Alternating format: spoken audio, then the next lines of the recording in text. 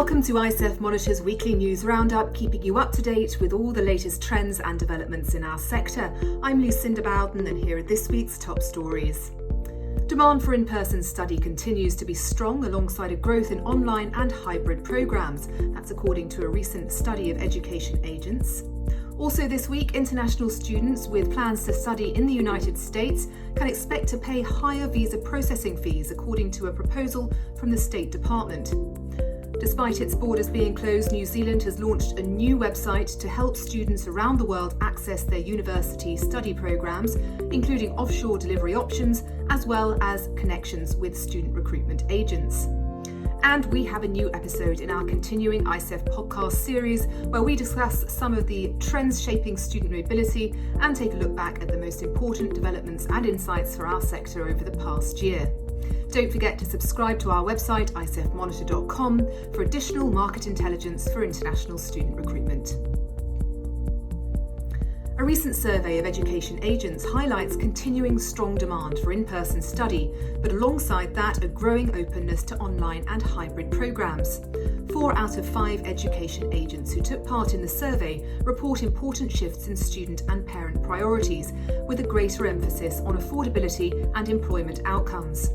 Among the most important changes in demand factors are the fact that 65% of agents say that students and parents give greater weight to scholarships and other forms of financial aid when weighing options for university study abroad. Slightly more than 6 in 10 said that both students and parents are now more focused on career outcomes than they were before the pandemic, and roughly half believe that students and parents have greater expectations for the return on their investment in learning abroad. Commenting on the findings, Dr. Parvez Khan, Vice President of Market Research and Insight for Into, said, "Concentration on careers and clear-cut objectives among young people is well documented, and agents say it will continue to define international education. More than 1/4 of them, 27%, identified job opportunities in destination countries as the leading factor that will have the greatest impact on study abroad decisions in the next 5 years, suggesting that more of their clientele want to work abroad after university. An additional 21% identify the immigration policies of destination countries as the greatest influencing factor. Nearly half of survey respondents reported changing patterns in terms of the fields of study that students are pursuing, with a growth in computer science, data science, robotics, and artificial intelligence, with nearly all agents expecting demand for study abroad to return to in-person teaching and learning as we continue to move through and out of the pandemic. But 3/4 report increased interest in blended and hybrid programmes since the onset of COVID. This finding provides further evidence for a growing expectation among international educators that programmes combining in-person with online instruction will have a greater footprint going forward. International students planning to study in the United States will soon have to pay higher visa processing fees. The cost is expected to increase by 53% for F, M and J category visas, with a rise to $245. The proposals announced by the State Department include a change in consular guidance for the evaluation of student visa applications and an extension of the in-person interview waiver for some applicants. The draft rule is open to comment from the public until the end of February.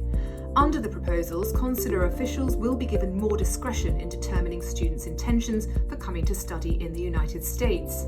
Under the previous administration, students were strictly evaluated according to residency requirements to ascertain their ties to their home country and how likely they are to leave promptly after their programs are complete, rather than attempt to stay and work. In an article for the Chronicle of Higher Education, Karen Fisher says, "Prior to the pandemic, about 1/4 of all student visa applications were denied. In 9 out of 10 non-immigrant visa denials, the reason cited is applicant intent. It's expected the suggested policy changes will lead to fewer students being denied visas to study in country. While this represents a relaxing of visa applications evaluation processes, some, including NAFSA and the American Council of Education Executives, believe it does not go far enough." While New Zealand has pushed back its gradual border opening until at least February this year because of Omicron, international students hoping to pursue a New Zealand education can explore their options right now through a new website devoted entirely to them. It's the natural extension of Education New Zealand's Think New branding campaign and heavy investment in establishing international pathway programmes for students who can't yet travel to New Zealand. Education New Zealand explains that the Study with New Zealand website showcases the full range of choices available to international students, from studying in New Zealand to new flexible options for online and offshore courses, and pathways from these courses to further onshore study or blended learning programmes.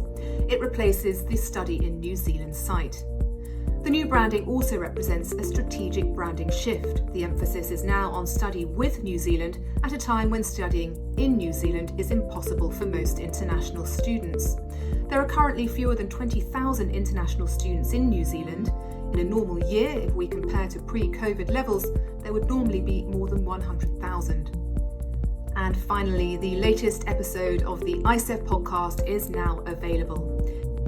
In this episode, ICEF's Craig Riggs, editor of ICEF Monitor, and Martijn van der Veen, Vice President of Business Development, discuss some of the trends shaping student mobility this month and take a look back at the most important developments and insights for our sector over the past year. We encourage you to listen right now via your favourite podcast player app and subscribe in order to receive future episodes automatically. Well, that's your weekly news roundup from all of us here at ICEF Monitor. Thank you for watching, and don't forget to subscribe to stay up to date with all the industry trends and developments in the international student recruitment sector.